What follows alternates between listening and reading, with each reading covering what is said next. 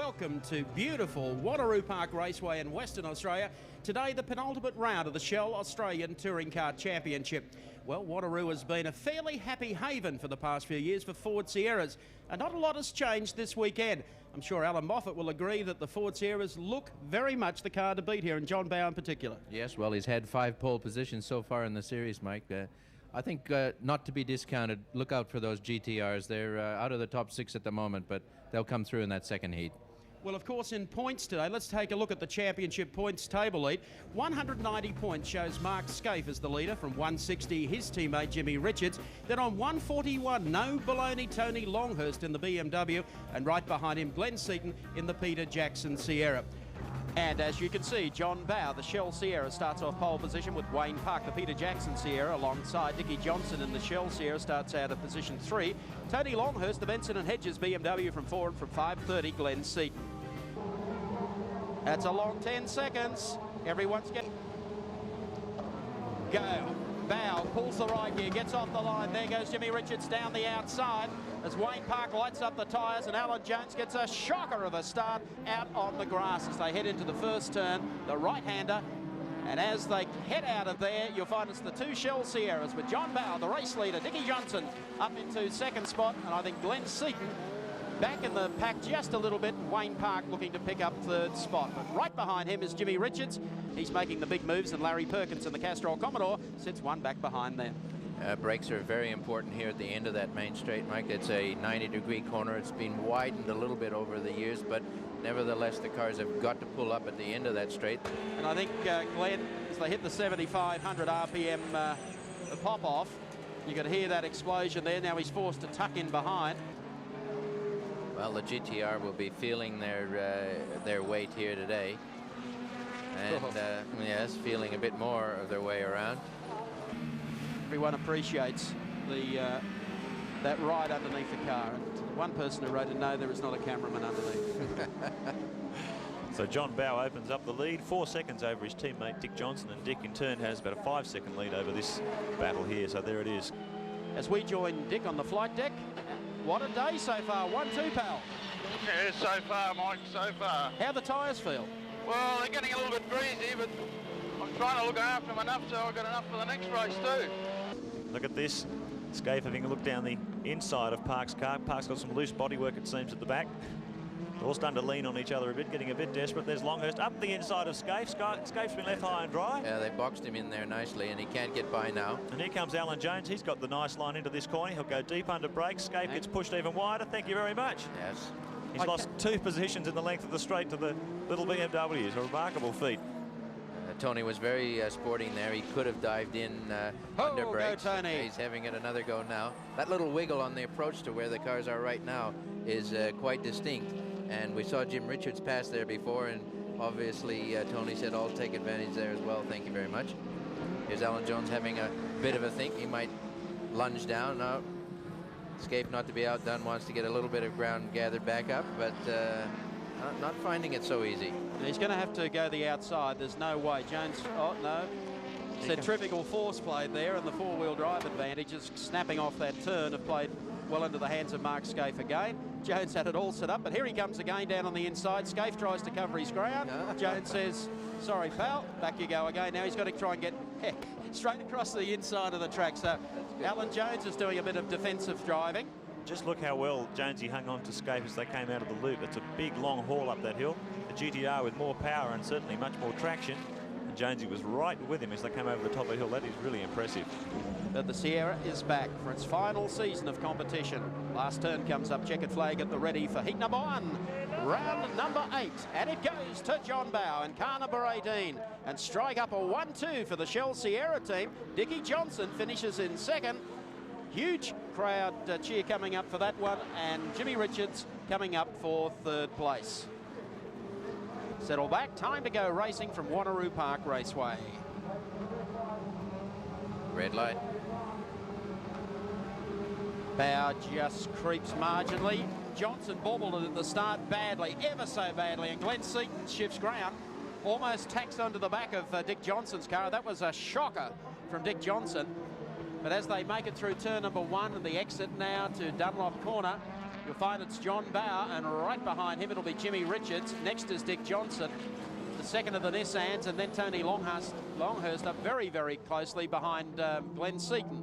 As they go through the sweeper and now start to work the downhill section to the right-hander. And I think you'll find that the Nissan is well and truly on some trailblazing action here today. It's a good start from Jimmy Richards, but that was made even easier by a terrible start on the part of Dick Johnson, and Scaife is already up to fourth and putting pressure on the Queenslander. Also a great start from Mark Scaife. He leapt off the fourth or fifth row there, pushed his way up through the field. There he is in fourth place behind Johnson. Johnson only just grappling up to third position after Mike said that terrible start. But there's Jim Richards second. So the Nissan's really taking the fight up to the Sierras in Heat 2. Yeah, Scaife's not fooling around either now. He's just shadowing Dick Johnson. I think you're going to find this is going to be a real scrap in this heat.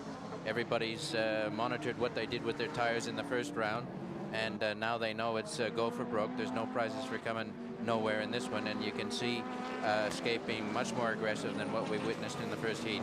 Wayne Park in the pits, obvious engine worries with the bonnet open, and we now have a situation where Tony Longhurst is giving Seaton the same treatment he normally reserves for John Bowe. 2.91 seconds the gap from our race leader John Bowe back to Jimmy Richards and Mark Scaife. Alan Jones shadowing Tony Longhurst, the two little Benson and Hedges cars running like tops. BMW reliability. They, I don't believe, have missed a beat all this season. Tremendous credit to their preparation and the engineering that goes in that team. Try that sometime when you're driving down Swanson Street, well, which we can't do anymore, but shall we say Pitt Street, Mike? What do we want? Parramatta Road? It's close, isn't it? Look at the speed of this BMW out of that corner. That is remarkable how quickly it gets up the hill. You see Seaton guarding every inch of the road. Seaton seems to be rubbing a tyre there. Smoke coming off the... I tell you what, when they make their lunge here, it's going to be 2 for 1. He's basically got it. Oh, he is. He's rubbing a tyre. He's headed. That'll be hurting him. See on our Castrol race cam last time around, he got very, very close to the back of Seaton's car. I don't know whether they touched. Seaton now has bodywork rubbing on his left rear tyre. Isn't that a fabulous shot? Now he rubs the bodywork there, and when he gets the car straight, Tony will be breathing these fumes. It's hard enough putting up with the fumes that come out of into your own cockpit, but when you got to put up with somebody else's as well, it can be quite toxic. And it's Tony Longhurst finding a little inside edge here on Glenn Seaton, car number 30, the Peter Jackson Sierra. And that was the only invitation teammate Alan Jones needed. They were able to perpetrate a 1-2 straight through on the inside. Glenn had been rubbing a tyre the last couple of laps, but now they've been able to get through. So whether Tony Longhurst can go on with it from here, only time will tell. About 2.5 seconds. The gap at it already, as they get one of the Alfa Barbagallo cars out of the way and head up the hill again. Bowe tries to consolidate, but I'll tell you, right behind Dick Johnson, Tony Longhurst is Storm Norman. And as we take Dunlop race cam, just guess who is sitting in behind Dickie Johnson? Tony Longhurst, zippity-doo-dah, up on the inside with the Dunlop race cam, and away goes Tony. Now don't tell me he's not the mover in the field. That really did catch Johnson. JB's got not much he can do about it if he's out of tyres. We'll have to wait and see as they come down the hill. You won't want to lock the brakes up now. Slide right off the circuit. We have seen situations, particularly Winton, when Longhurst was all over the back of Bowe. He just managed to hang on lap after lap after lap. I wonder if he can produce that same sort of durability this time. Well, it's hard to do that on bicycle tyres with this one. And Dick is skating around just a little bit. The exit to that turn now, you'll see that Gibbs will try and get up the inside.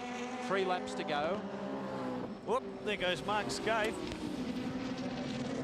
Down just at the end of the straight. The crowd reacting below us here. There it is. Mark Scaife, he's just come off at the most unusual spot, just beyond the pit entry lane. And they're all going to get Scaife. His championship is sitting there. Scaife has gone off at the end near the edge of the sand trap and the entrance to the pits. Trying to pick up reverse gear with those big racing tyres. He hasn't got a lot of lock that he can wind on, so he's trying to squeeze through. And meanwhile, the battle here Johnson trying Look to at hold this. off this gaggle. Glenn Seaton goes up the inside. There was a touch for sure. Oh, there he goes. More than More a than a touch. There They're all goes over the place. Johnson goes off into the dust.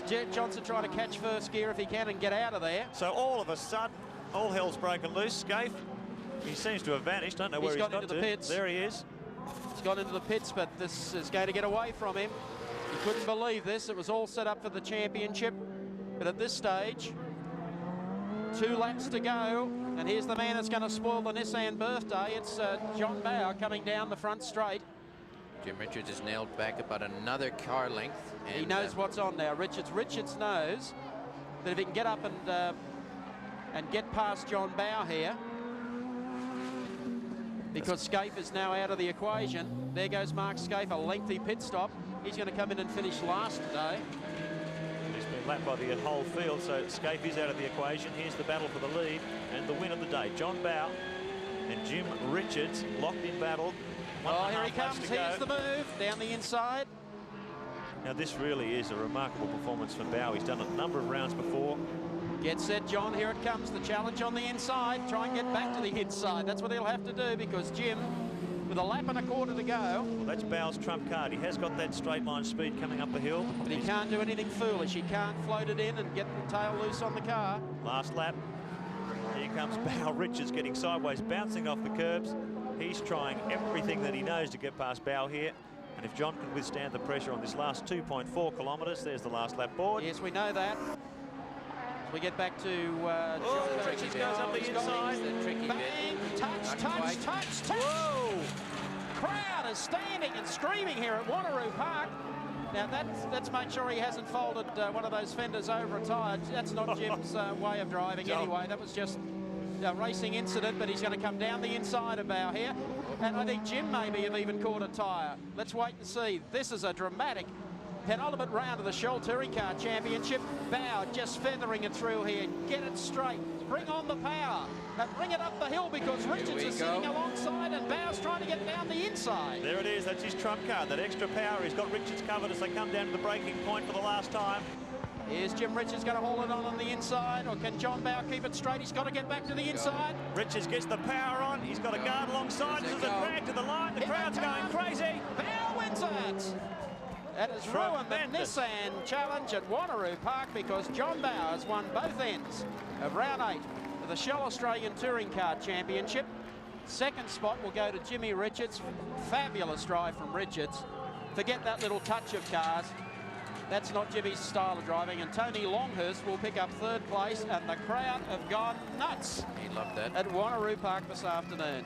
It was a great day for all our guys. The Shell team have done a tremendous job this year, and Dunlop have done a great job with the tyres, and it's a pleasure to race with a gentleman such as Jim.